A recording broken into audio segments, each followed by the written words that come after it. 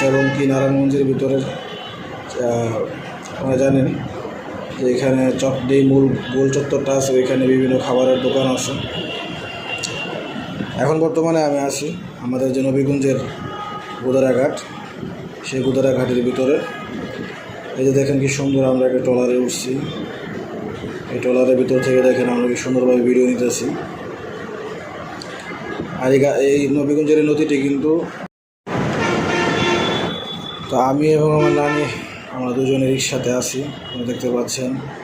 নানিকে আচার কিনে দিলাম, তিনি আচার খাচ্ছে। তিনি বলতেছে যে আচার খাইতে তিনি অনেক মন চাইতেছে, সেই জন্য তিনি আচার কিনে দিলাম। আর দেখেন ভিডিওটি কয়েক বছর আগের, প্রায় 5-6 বছর আগের ভিডিও। ওই সময় আমার চুলগুলো অনেক বড় ছিল।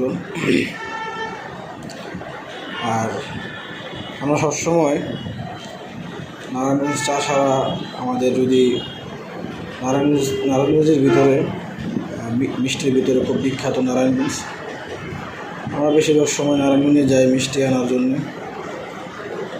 তো নানিকে নিয়ে, নানি বলতেছে রিক্সা দিয়ে ঘুরবে, সেই জন্য নানিকে নিয়ে রিক্সা দিয়ে পুরো নারায়ণগঞ্জ সিটি ঘুরলাম। আমরা ফতুল্লা গেলাম।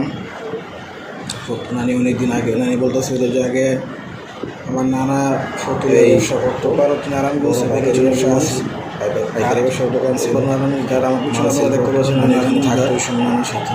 আর নানি বলতেছে খুবই ভালো লাগতেছিল, ঘোরার জন্য পাশে জায়গা ছিল, এখানে ঘুরে দেখলাম। সেই জন্য আমরা ঘুরলাম তুল্লা রোড, আপনারা দেখতে পাচ্ছেন। আমার এখান থেকে আমরা চাষারা সিটি ঘুরে শেষ হওয়ার পরে আবার শিবু মার্কেট ঘুরলাম, নদী দিয়ে পার হয়ে। এরপর এবার নবীগঞ্জের ঘাটের কাছাকাছি আমরা এসে গেছি। নারায়ণগঞ্জে দেখতে পাচ্ছেন আমাদের নবীগঞ্জের ঘাটে দেখার মতো জায়গা আছে অনেক, আর খাবারের দোকান এখানে অসংখ্য বিকজ আমাদের ভিডিও জানতে হলে ভালো লেগে থাকে।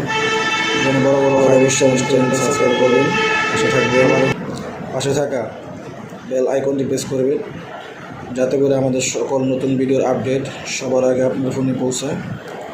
সবাই ভালো থাকবেন, সুস্থ থাকবেন। আসসালামু আলাইকুম ওয়া রাহমাতুল্লাহি ওয়া বারাকাতুহু।